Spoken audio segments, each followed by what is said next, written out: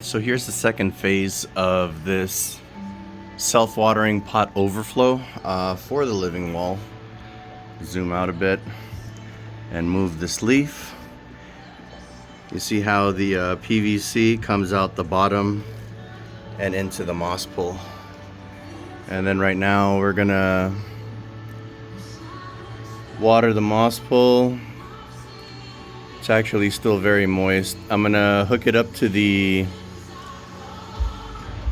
self-watering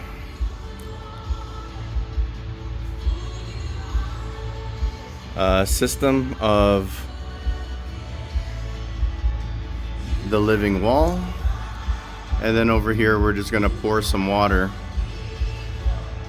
until, in theory, it's gonna drip onto the other moss pool. The hole is a little bit lower than where I would like it to be, and that's the highest the indicator is going to show, I think, with the water, with the overflow being so low. But with the moss pool being wet all the time, oh, there you go, it went up a little bit, and hopefully that's enough to see it overflow over here. That's actually overflowing right there, right into the moss.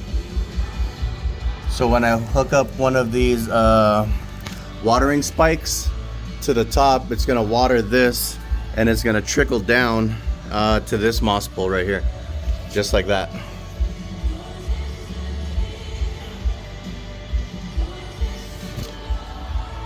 And then that's it.